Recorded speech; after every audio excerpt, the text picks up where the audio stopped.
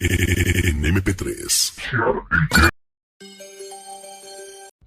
Hola, mi nombre es Mariana y el día de hoy les voy a explicar un poco sobre la Olimpia de Edouard Manet.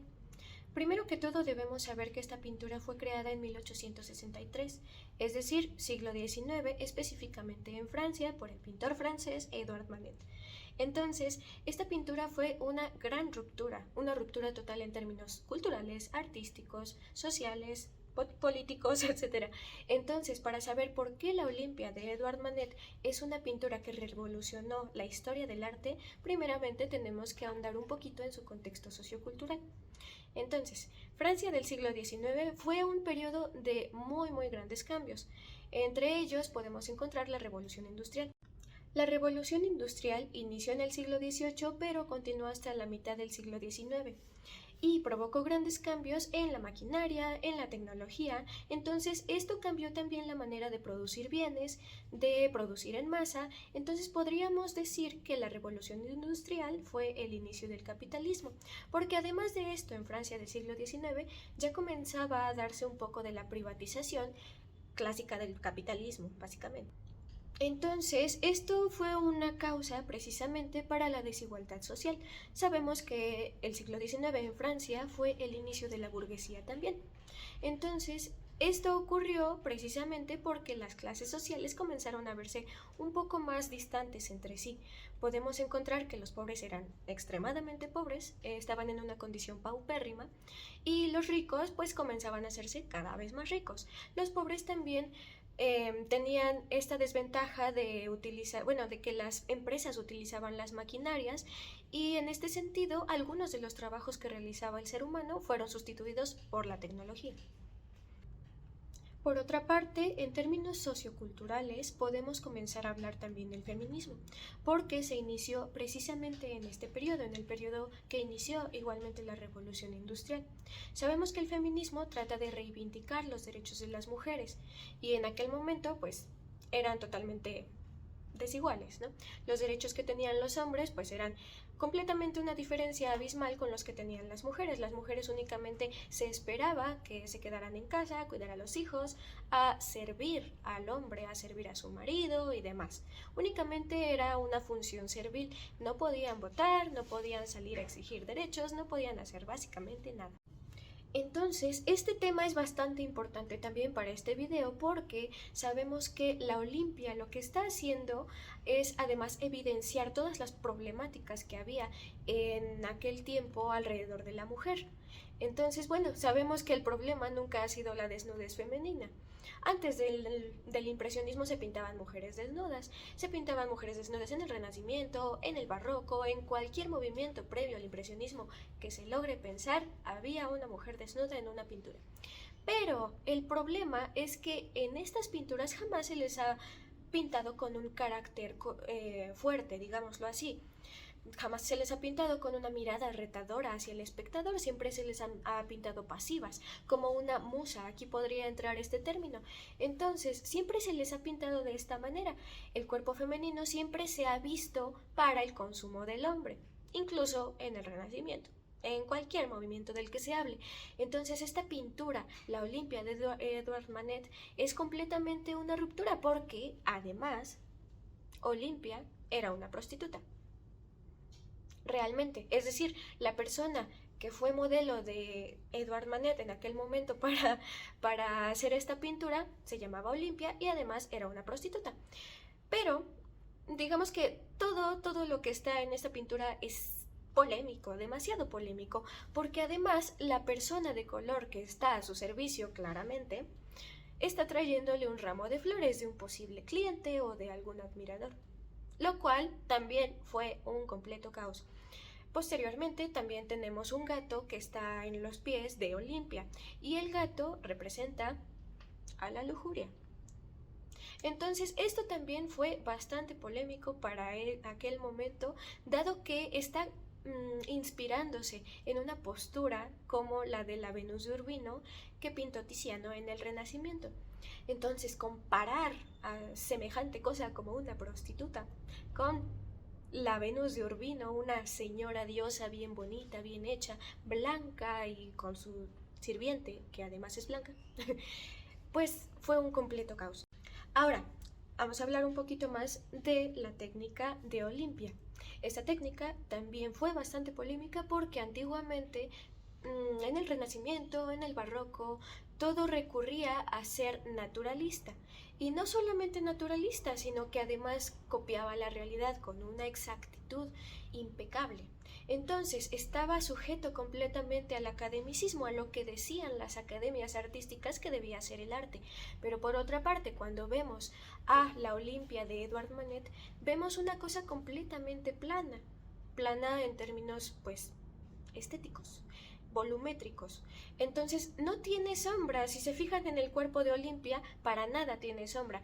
Los pliegues que definen, por ejemplo, la zona del brazo y que lo dividen de la cama en donde está recostada, no tiene para nada sombra. Es decir, está plano visualmente, y esto fue un completo caos.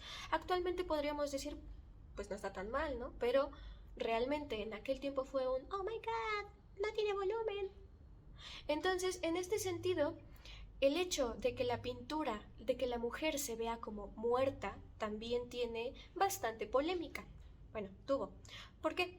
Porque en aquel momento la piel era bastante rosada, sí pálida, claro que debía ser blanca, pero tenía que ser rosada, tenía que tener tonalidades verdosas, azuladas, etcétera, etcétera. Pero esta pintura, el cuerpo de Olimpia es simplemente amarillo, no tiene ningún otro color, entonces se ve como muerta. Además de que la vemos completamente desnuda, así como si nada le importara en esta vida. A diferencia de la Venus de Urbino, de Tiziano, que se está tapando y está toda un poquito modesta. Sin embargo, entonces la pintura de Edouard Manet sí fue bastante polémica en este sentido, además de que la sirviente es de color, ya sabemos, y sabemos que es una prostituta porque está recibiendo unas flores de un posible cliente. Entonces, además, el hecho mismo de que no tenga las sandalias puestas significa que acaba de trabajar. En este sentido, es bastante polémico absolutamente todo. Además, hablando un poquito de la composición de Olimpia, esta composición también tiene un poquito de polémica, puesto que cuando vemos a la Venus de Urbino, la sirviente está al fondo. Tenemos un efecto visual que nos hace reconocer que está al fondo y no se mezcla para nada con la diosa Venus. Sin embargo, en esta pintura, la sirviente está también adelantada y en este sentido, esta composición trata de traer a colación esta pintura, la Venus de Urbino, pero la está reivindicando. Entonces, además de que no es para nada modesta la Olimpia, tenemos una mirada bastante retadora, una mirada bastante fuerte. Está mirando completamente de frente al espectador, no como la Venus de Urbino, que está así como, sino que está completamente de frente al espectador. Entonces, lo que podemos reconocer sobre la Olimpia de Manet es que fue una completa ruptura. Claro que fue un escándalo, en aquel momento no fue para nada bien vista, pero hasta el momento tiene sus consecuencias. Esta pintura precisamente es consecuencia de que hoy día tengamos obras de arte como Comediante de Mauricio Catalán, más conocida como El plátano pegado en la pared. Pero ¿por qué comento esto si hay gran diferencia temporal entre el impresionismo y la posmodernidad? Es más bien porque la Olimpia impuso totalmente un movimiento nuevo, que fue el impresionismo. Es decir, los que actualmente consideramos impresionistas comenzaron a pintar con la técnica que impuso Manet. Es decir, ya no trataban de que se viera todo relamido, con la sombra específicamente bien hecha y distante de la cama en donde reposaría. No trataban de que se viera completamente realista. Y además no utilizaban el tono negro. Eso es muy importante porque, es decir, esa técnica que utilizaron los impresionistas en aquel momento todavía sigue encontrándose en la actualidad.